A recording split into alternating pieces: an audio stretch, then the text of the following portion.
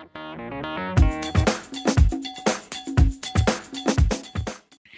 Friends, welcome back to the channel. तो दोस्तों, पिछले ट्यूटोरियल में हमने मीटर और प्रोग्रेस टैग के बारे में स्टडी किया था और आपको वो समझ में आ गया था किस तरीके से हम ग्राफिकली अपने जो वैल्यूज होते हैं हम उन्हें शो करा सकते हैं। तो इस वीडियो में हम सिलेक्ट, ऑप्शन और ऑप्ट ग्रुप टैग के बारे में बात करेंगे। तो ये होते क्या हैं? तो जो सिलेक्ट टैग है हम पहले उसकी बात करते हैं। तो जो सिलेक्ट टैग होता है वो सिलेक्ट टैग क्या करता है? ड्रॉप डाउन लिस्ट बनाने के लिए यूज होता है। तो सिलेक्ट से आप ड्रॉप डाउन लिस्ट तो बना लेंगे, लेकिन जो सिलेक्ट है वो अकेला टैग नहीं है। सिलेक्ट के साथ आपको ऑप्शन और ऑप्ट ग्रुप का यूज करना पड़ता है। वैसे ऑप्ट ग्रुप आप चाहे ना यूज करना चाहे तो आप नहीं भी यूज कर सकते हैं, लेकिन सिलेक्ट के साथ ऑप्शन का लगाना जरूरी है। तो जो ऑप्शन है वो क्या करता है, जो हमारे आइटम्स होते हैं उनको जनरेट करता है, उन्हें दिखाता है। और जो ऑप्टिक ग्रुप टैग है वो क्या करता है, जब हमारे पास बहुत सारे आइटम्स होते हैं तो उनको एक ग्रुप बना के शो करता है। तो आइए करके देखते हैं इसका एक प्रैक्टिकल। ऑल राइट गाइज, मैं आ चुका हूँ कंप्यूटर के अंदर और अब करते हैं प्रैक्टिकल। तो सबसे पहले मैं सिलेक्ट टैग लगाता हूँ।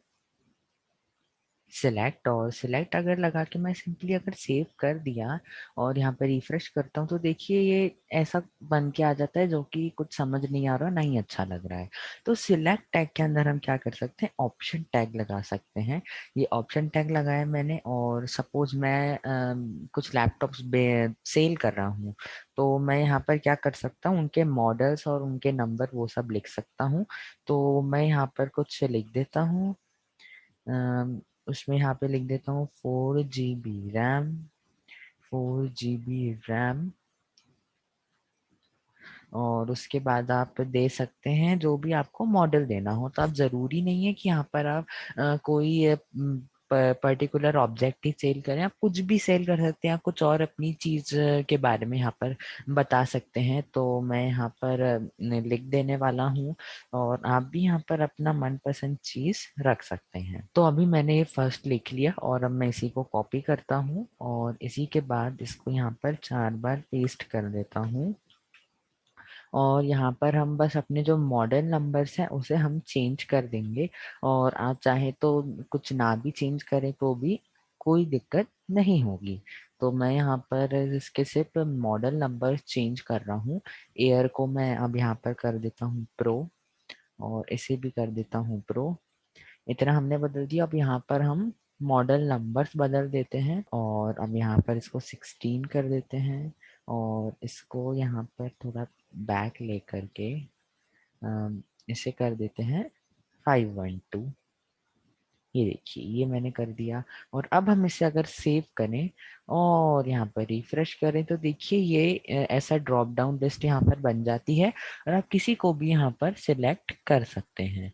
जिस तरह आप देख रहे हैं मैं सिलेक्ट कर ले रहा हूँ तो वो वहां पर हो जाएगा। तो आप चाहे तो यहाँ पर एक फॉर्म भी बना सकते हैं। तो मैं यहाँ पर फॉर्म बनाने के बजाय ज्यादा कुछ नहीं करने वाला, और बॉडी के अंदर और सिलेक्ट के पहले मैं यहाँ पर पैराग्राफ लिख देता हूँ, और उसमें पैराग्राफ की बजाय इसको हेडिंग बना देते हैं हम, तो वो ज़्यादा अच्छा होगा। तो मैं यहाँ पर लिख देता हूँ H3, और H3 में मैं लिख देता हूँ सिलेक्ट योर मैकबुक्स मॉडल। ये मैंने लिख दिया मॉडल, और इसको सेव करके देखते हैं। ये देखिए ये यहाँ पर लिख कर आ गया। और अब हम इसके बाद यहाँ पर सिलेक्ट करने के बाद यहाँ पर एक बटन बना देते हैं। मैंने लगाया बटन। आप चाहें तो बटन लगाए, नहीं तो कोई ज़रूरी नहीं है। ये मैंने बटन लगाया, और बटन की जो टाइप है उसको सबमिट दे दिया मैंने। Submit, sorry submit. और यहाँ पर मैंने इसके अंदर भी लिख दिया सबमिट, जो कि यहाँ पर शो होगा। और अब हम यहाँ पर इसे रिफ्रेश करें तो देखिए बगल में आ रही है। तो मैं इसके बाद लगा देता हूँ BR टैग, और अब इसे सेव करके देखते हैं। इसके और नीचे आ गई तो हम एक और BR टैग लगा देते हैं, और अभी देखते हैं तो ये बिल्कुल परफेक्ट आ गई। तो अब हम इसे यहाँ पर कुछ भी सिलेक्ट करते हैं सपोज, और इसे सबमिट करते हैं। तो ये देखिए ये इस तरीके से हम आप बना सकते हैं क्या, ड्रॉप डाउन लिस्ट। तो आई होप आपको ये ऑप्शन तक क्लियर होगा। लेकिन क्या अगर मेरे पास है एयर और प्रो के दोनों अलग अलग के मॉडल हैं, तो मैं चाहूँ तो इन्हें ग्रुप में भी डिफाइन कर सकता हूँ। तो उसके बाद हम सिलेक्ट के बाद और ऑप्शन के पहले लगाते हैं opt group. Opt group, opt group, ये मैंने लगा दिया। और इसे टैब के बटन दबाएंगे तो ये हो जाएगा।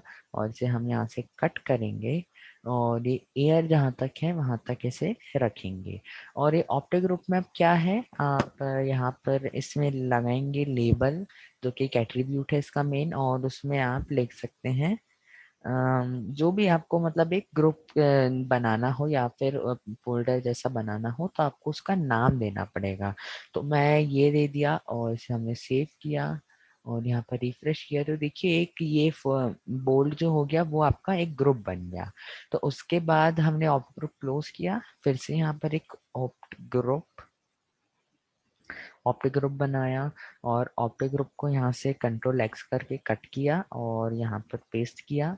और ये जो ऑप्टिक ग्रुप है यहाँ पर फिर से एक लेबल बनाते हैं, लेबल और प्रो लिख देते हैं। इसके बाद ये देखिए मैंने प्रो लिख दिया। अब हम सेव करते हैं, यहाँ पर रिफ्रेश करते हैं तो देखिए दो अलग अलग फोल्डर यहाँ पर बन गए। और अब आप इसे यहाँ से किसी को भी सिलेक्ट कर सकते हैं। तो आई होप आपको ये समझ में आ गया है।